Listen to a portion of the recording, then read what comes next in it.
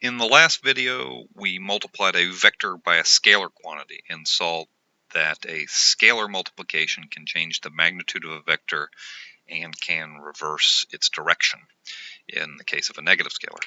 But what happens when we want to multiply two vectors together? What if I want to take a vector A and multiply it by a vector B? What is the result then? And how do we achieve it? Well, it turns out that that question isn't so simple. There are actually two ways to multiply vectors together, and you get a different result using the different methods. The first method that we're going to investigate is called the scalar product, also called the dot product. And I'm going to start just by defining the dot product. A vector dotted with B vector is equal to the magnitude of the vector A times the magnitude of the vector B times the cosine of the angle between vector A and vector B. Well, what is this and why do we use it? To understand it, let's just draw the two vectors arbitrarily in space, and because I'm in 2 dimensions, it's just easier to draw them in 2D. So let's say we have a vector A, we have another vector B. The angle between them is just theta right there. From this drawing, what we see is that by taking the dot product here, what we're doing is we're taking what we call the projection of A onto B, right? The cosine of the angle theta is going to tell me, well, how much of this vector A is projected down onto this axis right here, which is B. So A dot B is basically the projection of A onto B. That's what that vector dot product tells you. So when would we use this? Well, let's take an example. Let's say I have a flat surface, and on that flat surface I have a 10 Newton mass. Let's assume it's a frictionless surface, and I need to, I've got this 10 Newton weight, it's resting on a frictionless surface, and I'm going to apply 100 newtons of force. So the magnitude of the force is going to be 100 newtons, but there's a catch. I'm going to apply it at an angle. And then I want to compare that result to if I didn't apply it at an angle. So same force, it's just one is applied at some angle, and for this example we'll say 60 degrees. Let's say we're going to move that weight a total distance of 10 meters. So I've got 100 Newton weights resting on a frictionless surface. I apply 100 Newton force to move the weight 10 meters. I do this two ways. First, I apply the force at an angle that's parallel to the earth, and second, I'm going to apply the force at an angle that is 60 degrees off of parallel. And the question is, how much work is done in these two cases? And so to do this, I must know what component of these forces is applied in the same direction as the displacement of the weight. So the work is equal to force times distance, but it's not that simple. I have to do the force and the distance in the same direction. So in this case, we'll say that this is the x-axis, so the work done is the force applied in the x direction times the distance moved in the x direction. So in our first case, the work done in the first situation is the force of 100 newtons, and we're going to multiply that by the distance that was moved, 10 meters, and so I get 1,000 Newton meters, which is equal to 1,000 joules of work. In the second case, I get 100 newtons, which was the force applied. I then need to project that 100 newtons onto the x-axis, that is cosine of the angle, 60, and then the distance that it moved, 10 meters. And I get 500 joules for that. And so if I'm trying to calculate work, the correct formula for work is that it is the force, which is a vector, dot product with the d, which is a vector. So we can read this as work is the dot product of the force. Work is the dot product of the force and the distance vectors. So you might see from this definition up here that it doesn't matter if we take A dot B or if we take B dot A, the results are the same and the order doesn't really matter. The important thing is that the result of this is always a scalar number. So from a matrix representation, we could write this as A dot B, that's equal to AX BX plus AY BY plus AZ BZ. And we, using our matrix formulas, that's AX AY AZ times BX BY BZ, right? Those are equivalent. So the restriction here, though, is that if we're going to take the dot product of A and B here, the two vectors must have the same dimensions. In this case, 3 by 1, which is typically what we'll see. So that's a representation of what we call the scalar product of vectors. And it's, you multiply two vectors and you get a scalar number. There's a second way to multiply vectors, and this is called the vector cross product. It's how we multiply two vectors together to get another vector. So what's the vector cross product? The definition of vector cross product is A vector crossed with B vector, and that's equal to the magnitude of A, the magnitude of B, sine of the angle between the two, and then a unit vector that is normal to both A and B. And the cross product is more often written in matrix form as A1, B1, C1, sorry, A1, A2, A3,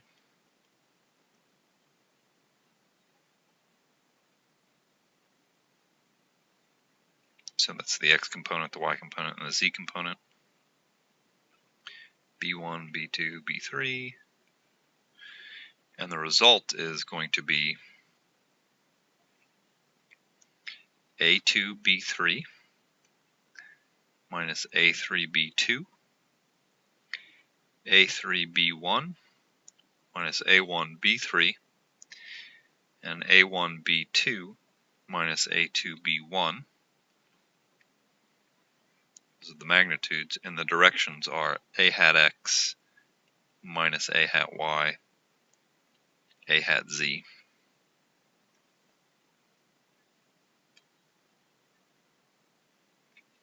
This definition of the cross product is a little hard to remember, so there is a graphical method called the determinant method that's often used, and you write DET, A hat X, A hat Y, A hat Z, and then you just have your AX, AY, AZ, BX, BY, BZ, and we take the determinant of this, and that is, we write the first number, A hat X, we cross out the column and the row associated with A hat X, and then we subtract the minor diagonal from the major diagonal. So that's A hat Y, B hat Z, or AY, BZ. That's the major diagonal, minus AZ, BY. Oh, I left something off there. There's a minus sign there. Now it's minus a hat y. You cross off the associated column, the associated row. You subtract the minor diagonal from the major diagonal. So it's going to be ax bz minus az by. Sorry, az bx.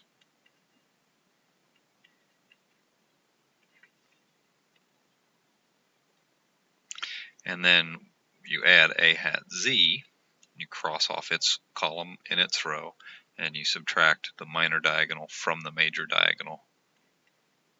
So ax by minus ay bx,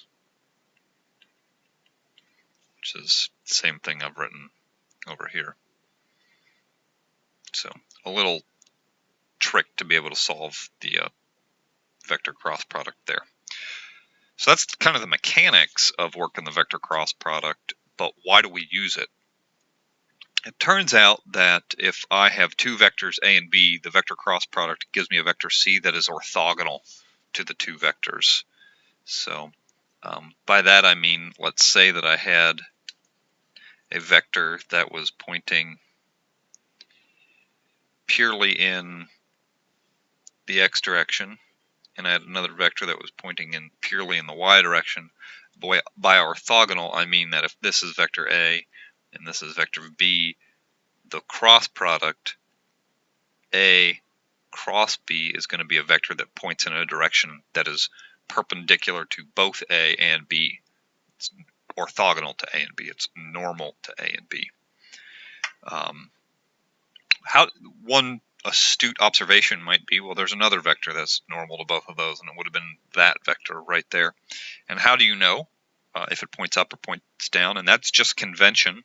What we have to do is we use what's called the right hand rule. And you will take your right hand and you point your index finger in the direction of A, and you point your middle finger in the direction of B. And the thumb then points in the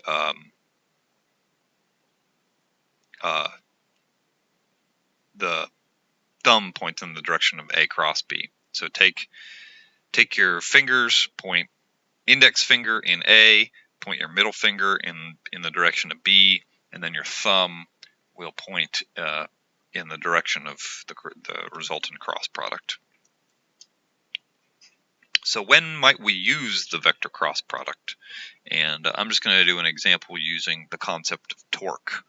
So let's say we have a bar and it's fixed, and we apply a force to the bar at the end of the bar, that the magnitude of the force that we're going to apply is equal to the square root of 3 newtons, and the angle of the force is pi over 3 radians, which is 60 degrees, and that bar is 10 meters long. Well, the formula for the torque that bar is going to experience is equal to radial distance from the axis of rotation as a vector crossed with the force vector. So we need to come up with these two vectors, radial distance and force vector. For us, the radial distance vector is pretty easy. It's 10 units in the x direction. There's no y component, and there's no z component. What about for the force vector? We have to do a little bit more math to solve for that one. The force vector is going to be, in the x direction, it's going to be radical 3 times the cosine of this angle.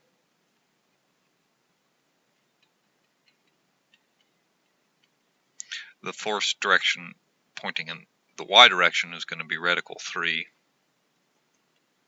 times the sine of pi over 3.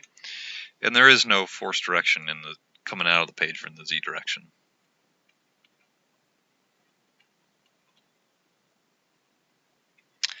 And cosine of 60 and sine of 60 is just reduces down to the force vector is going to be radical 3 over 2 a hat x plus 3 halves, a hat y plus 0, a hat z. And so if we want to find the torque, that's equal to the determinant of r cross f. So put my unit vectors across the top row, put my r vector, put my f vector,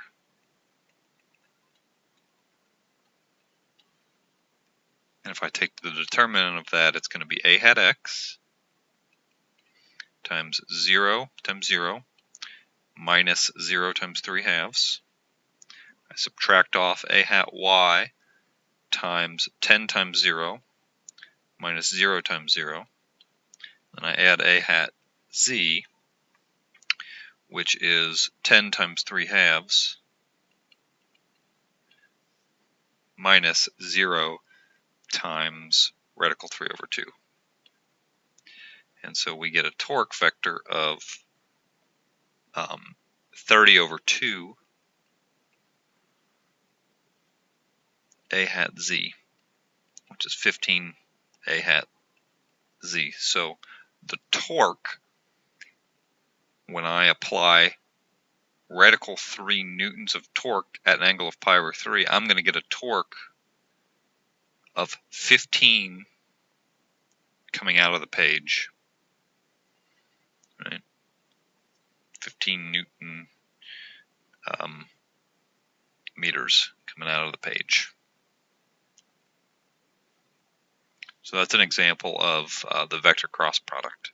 We will be using all 3 types of these vector mathematical operations in our calculations in electromagnetism.